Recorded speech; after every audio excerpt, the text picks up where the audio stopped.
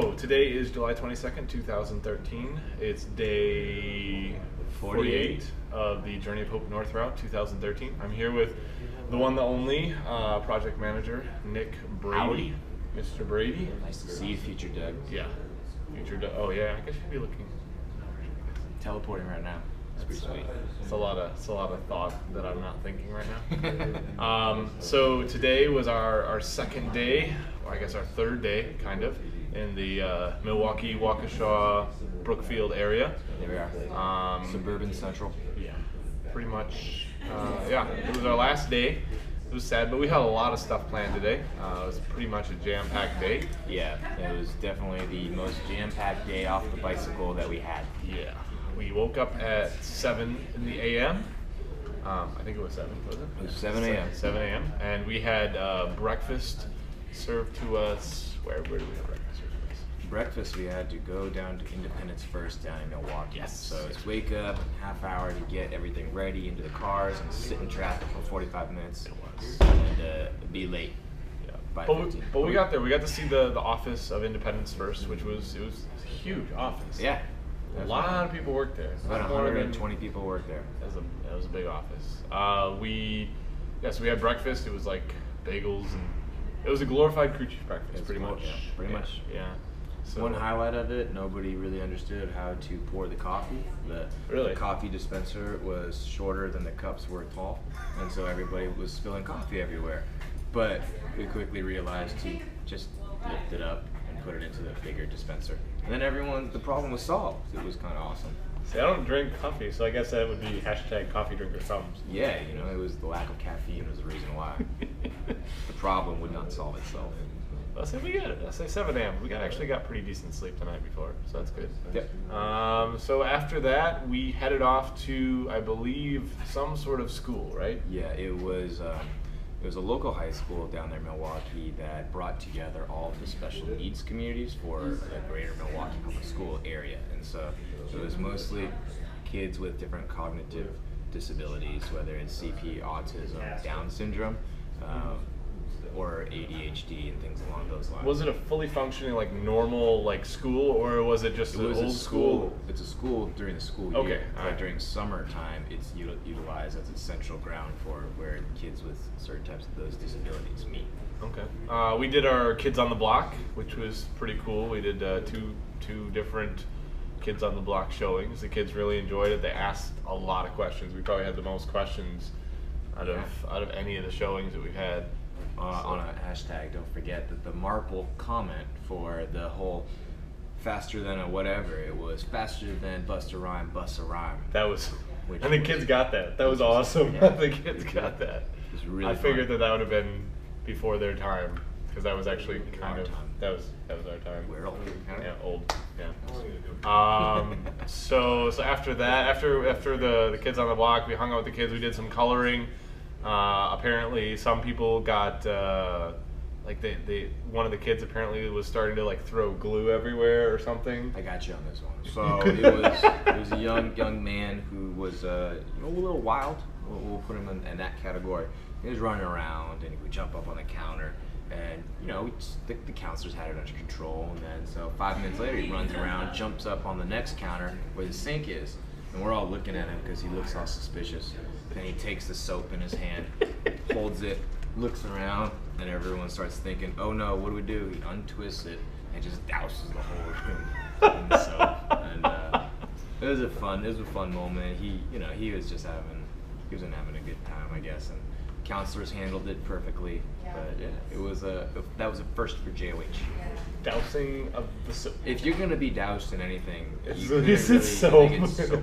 You're just gonna get cleaner. Yeah. So hey. Maybe he thought you guys were all dirty. Maybe that's what it was. Maybe he was trying to say something to us. Hey, cyclists, step your game up. Not too sure. I'll say my room was very calm. We had just people coloring. We had Luke. He was building Crayola marker towers.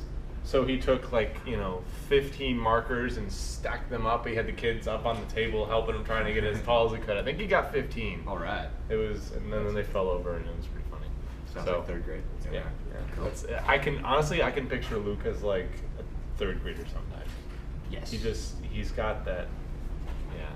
perfect for Kids on the Block. So after that, we went. Jumped in the cars. We did that a lot today. What did we do after? Then we jumped in the cars and we went to the one. I can't remember the name off the top of my head, but it was a Lutheran church in Milwaukee that serves people with disabilities. And we were there for lunch. Is that lunch? The Subway lunch? Yes. Okay. Subway lunch, and then we were there for another hour. Did you play Dance Dance thing? I did not do the Okay. Dance Dance or Just Dance. Or, Oh yeah, because you were in my group. Yeah. So we didn't get to We were do Just getting Dance. pretty serious with this, with the pasta straw challenge. Yeah. So we had to put a long piece of fettuccine pasta in our mouth and stick it through the pop tab of a pop can, and then the other person would put their mouth on the other end, and then we'd lift it up and stack cans. It was very important to get that moment of eye contact. It was so weird. Well. It's special. It was like the Lady and the Tramp moment, more or less.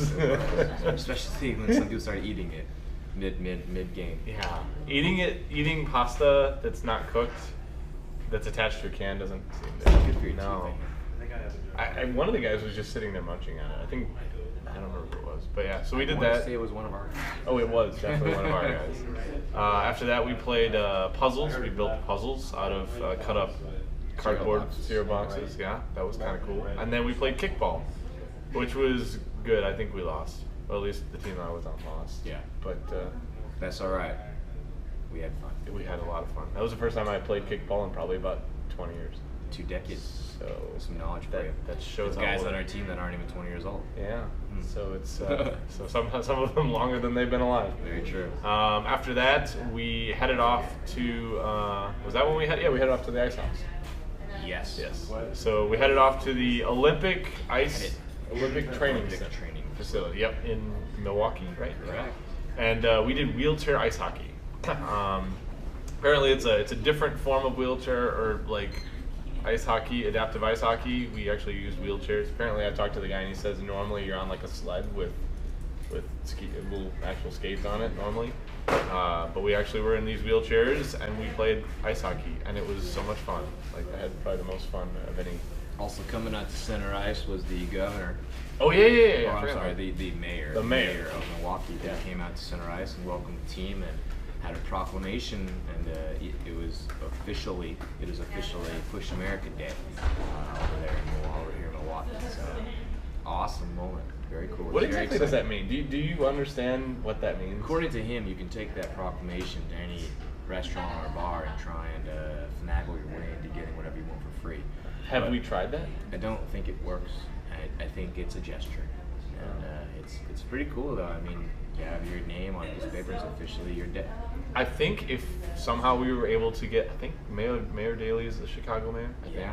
If we were able to get a proclamation from Mayor Daley, from the third largest city in the country, I think that might hold some weight. I'm going to go ahead and agree with you. So hopefully we get That one framed. Mayor Daley. Hopefully, we'll see what he does. So yeah, we played a lot of wheelchair ice hockey. The only I think real injury was when I fell, but I wasn't even in the chair. I It was slow to get up. Yeah. We were worried. Yeah. Yeah. I hurt. My back hurt a little bit after I hit that. But yeah. Good thing you had your helmet on. I. Yeah. It was funny. I didn't fall until I put my helmet on. I walked out on the ice after I put my helmet on, and then I fell. So, did you play wheelchair ice? You I didn't didn't play have it. an Oh. opportunity. I was, being a good steward and catching up with all of our sponsors that were there, and basically doing all that the entire time. But it was Well, great. he was cheering us on. I think it was a tie at the end, or at least that's what some people are saying, 7-7. So. Yep. And after that, we then what did we do? Did we go right to basketball? Yeah, we got back in the cars once again, and we rolled on over to Nicollet. Nicollet. Yes. Nicollet High School, where they are in the process of putting in new entrances to the building. So there was no sidewalks, no driveway, no parking lot, no nothing. cement. Yeah. So we carried all of the wheelchairs into the high school and around and around. Yes. Very huge. Lots of hallways, yeah. So we got in there and we had some dinner, we had some pizza dinner, and then a lot of the guys played wheelchair basketball. I played wheelchair horse with Colin and Reg and Mark. and I lost. That's all right. Because I'm horrible at basketball when I'm standing, so I'm more horrible at basketball when I'm... You gotta give everybody's worse, so you can assume there was a chance that you would have been better. Didn't happen though, huh? No, absolutely not. Like when you're standing, like it's a lot easier to you can use your legs to push the ball. True enough. When you're in a chair, you don't have much muscles. Yeah, I think that's what and I don't have any. I mean, there's not much there. I mean, the muscles. Yeah.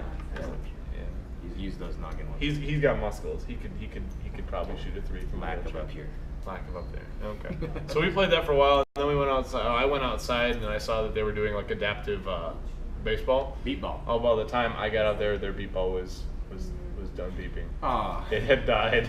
So then they were putting on batteries. They put on blindfolds, and it was funny. They put on blindfolds, and they on their baseball field they have these 2 pylons on each side to kind of, I guess, assist in the running and the baseball. And so what they did is they had the guys, they put on the blindfolds, and then he was making the pylons beep back and forth and watching them literally run back and forth. Oh, and then while they were blindfolded, so as they were running to the pylon, we'd then pick it up and start moving it. So they'd be like, "Why is it moving?" Man, I had no idea you guys did that. That sounds like a lot of fun. So yeah, it was definitely a lot of fun. And they were trying to do football. They had a guy stand down there blindfolded, and then just. Or no, he didn't have blindfold. The guy who was throwing it was blindfolded, so he would throw it at the guy, and he would have to try and catch it by hearing the sound, although it was kind of dying. So. Yeah, darn it. But it was fun. It was a lot of a lot that day. It was a lot. Yeah, and the guys. We asked a lot of the guys in terms of early wake up and just go. Yeah, 7 a.m. to 9 p.m. full of events. That was 14-hour day in the books. Yeah. And no cycling though, but it was hard. It was a lot of work, but yeah. And it was all out of love, and we really do appreciate the awesome stewardship that Waukesha shows the Journey of Hope. And the guys. We got to meet some really cool people that day. The 2 girls, Kate and Abigail. Yeah, ladies, they're really cool. You okay? Yeah. All right. Just making sure. So yeah. Watch out for that guy. You know how it goes. Just do my job, Nick. He's a real troublemaker.